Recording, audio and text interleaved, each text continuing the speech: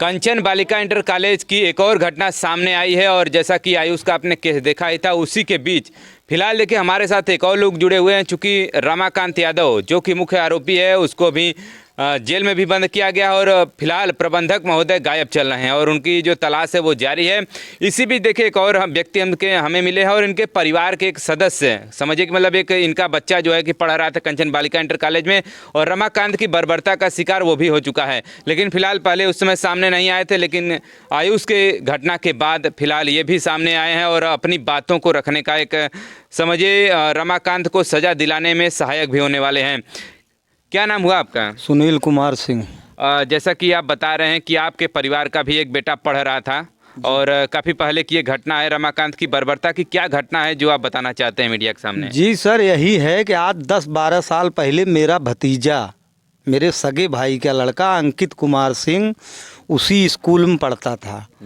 इसके पहले एक मेरी भतीजी भी पढ़ती थी, नीलम नाम था, उसको भी ये मारे थे। तो उस समय हम लोग गुजरात में रह रहे थे, तो हमारे पिताजी घर पे थे तो वो गए थे, इनको डांटे फटकिया रहे थे। हमारे घर के वहाँ 5 बच्चे पढ़ रहे थे, नीलम और रोशन और ये अंकित, आंसू, 5 बच्चे वहीं पढ़ रहे थे जी। तो ये मतलब नीलम को जब मारे, वो सयान हो गई थी, लड़की थी, तो हमारे पिताजी गए, इनको बहुत डांटे डपटे, तो हला उसको नहीं मारे पीटे, इसके रमाकांत को। हाँ। इसके बीच इन्होंने अंकित को मारा, यहीं सर पे, यहीं मारा। हाँ। जैसा कि जो भी हम लोग और भी व्यक्ति, एक शुभम स्टूडेंट था, उससे भी हम लोग बात किए तो वो भी बता रहा था कि सर के पीछे ही मारना है, इसका जो आदत है वही था। इनकी बहुत बुरी आदत थी सर जी, ये अपनी आदत को सुधारे नहीं, इसीलिए तो आज इतने बड़े भुक्तभोगी हुए हैं।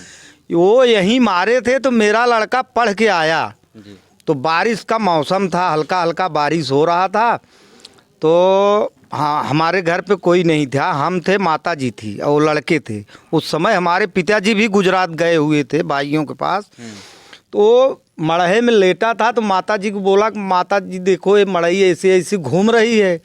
तो उन्होंने हमको बुलाया। उस समय मेरी माँ को पक्षाघात फोड़ा हो गया था बहुत बड़ा। अच्छा। उन्होंने बुलाया, बोला ये ऐसा बोल रहा है। हम कहा वो डर रहा होगा, सोने दो, सो जाएगा। 1-1.5 घंटे बाद उसके मुंह से सब सफ़ेद सफ़ेद गिरने लगा। तो माता जी ने फिर बुलाया। तो हम और हमारे भाई की एक साढ़ू हैं नागेंद्र बहादुर सिंह, दोनों लोग लेके उसको मीरगंज पहुँचे।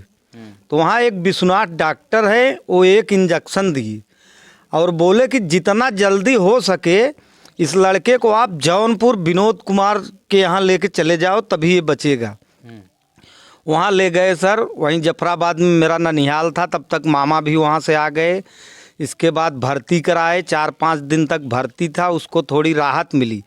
4-5 महीना दवा चलने के बावजूद भी वो लड़का सही नहीं हुआ। एक दिन फिर अचानक उसको ऐसा हुआ, तो हम सोचे कि यहाँ पे परेशान हो जाऊँगा, उसको लेके हम गुजरात चले गए। वहाँ एक बहुत बड़ी हॉस्पिटल 8वां लाइन में है, वहीं ले गए और वहीं एक उसको 1400 का इंजेक्शन लगा। तब इसके बाद वो मशीन में डाला गया, तब उसका रोग यहाँ से पकड़ में आया। तो हम कम से कम 1-1.5 साल तक उसकी पढ़ाई नुकसान हुई। 1-1.5 साल तक हम लोगों ने वहीं पे इलाज करवाया।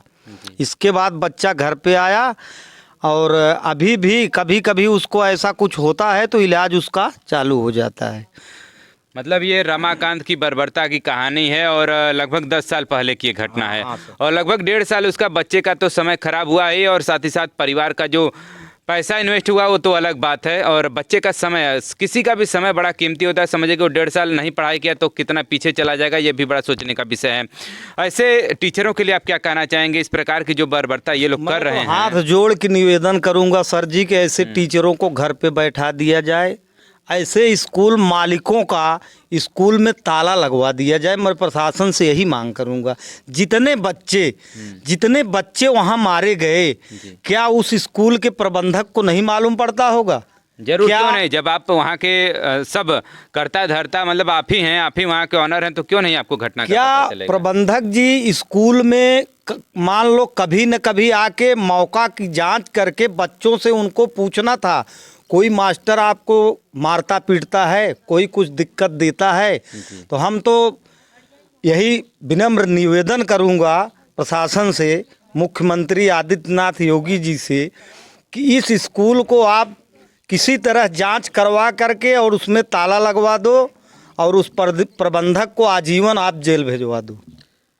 चलिए, मतलब इनका देखिए घटना कंचन बालिका इंटर कॉलेज की तमाम ऐसी घटनाएं और हम पहले भी दिखा चुके हैं और आयुष के मामले में ये सब मामले फिर से उजागर हुए हैं। और श्रेया तिवारी का भी एक घटना आपने सुना होगा, वो भी एक प्राइवेट विद्यालय की ही घटना थी और उसमें भी टीचर की ही बर्बरता उसमें भी सामने आई थी।